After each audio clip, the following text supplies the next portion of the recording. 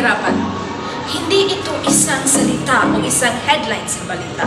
Ito ay isang mapait na realidad na humahadlang sa pag-unlad sa ating bansa at nagdudulot ng matinding pahihirap sa ating mga kababayan.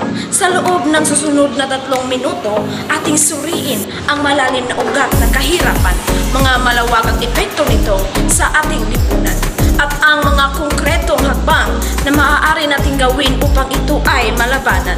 Sama-sama po nating harapin ang hamon na ito at hanapin ang daan tungo sa ating mas maunlad at pantay na Pilipinas. Ang kahirapan ay isang komplikadong issue na may maraming salik.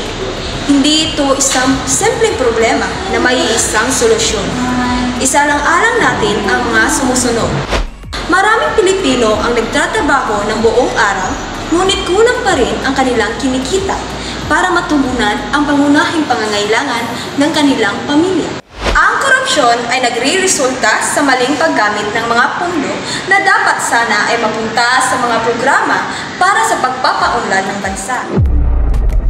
Ang kahirapan ay may malaking epekto sa lahat ng aspeto ng buhay ng isang tao at ng buong bansa.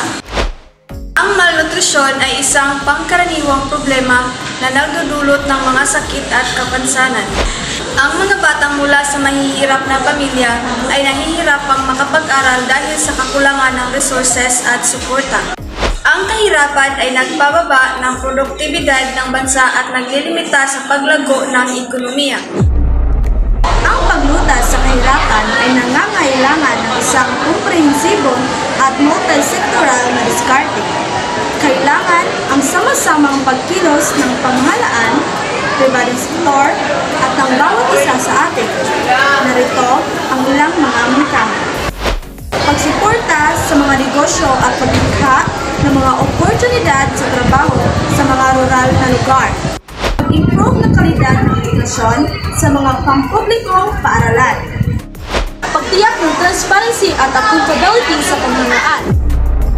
Mayroon ang mga umiiral na programa ng pamahalaan na naglalayong mabawasan ang kahirapan, tulad ng Pantawid Pamilya Pilipino Program o PORPIS.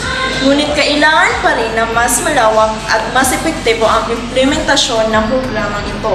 Kailangan din ng mas malaking pundo at mas mahusay na pamamahala upang masiguro na ang benepisyo ay nararating ng mga taong tunay na nangangailangan. Ang paglaban sa kahirapan ay isang kolektibong responsibilidad. Hindi ito trabaho ng gobyerno lamang. Ito ay responsibilidad nating lahat. Maging bahagi tayo ng solusyon sa pamamagitan ng pagsuporta sa mga programang laban sa kahirapan, pagiging responsable sa ating mga pinagkukunang yaman at pagtaguyod ng mga patakaran na magbibigay ng pantay na oportunidad para sa lahat.